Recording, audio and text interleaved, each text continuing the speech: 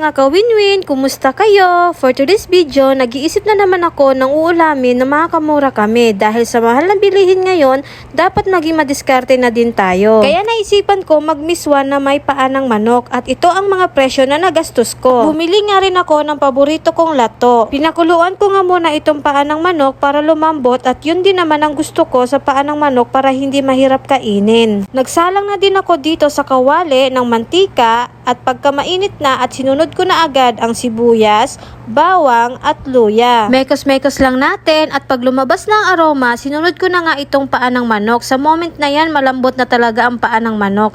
Mekos-mekos lang natin at nilagyan ko na ng 3 basong tubig at nilaksan ko na din ang apoy. Takpan at antahin lang natin kumulo. Nang kumulo na, nilagyan ko na din ng chicken cubes at isang sachet ng magic sarap. Imekos-mekos lang natin ulit. Nilagay ko na nga itong miswa. Gusto ko konting miswa lang ilalagay. Pangit kasi pag sobrang dami dahil hihigupin niya lahat ng tubig kaya maganda yung sakto lang. At maya-maya pa nilagay ko na nga tong patola. At itong patola mabilis lang naman ito maluto. Halu-haluin lang at isunod na ang malunggay na paborito ni Tatiana.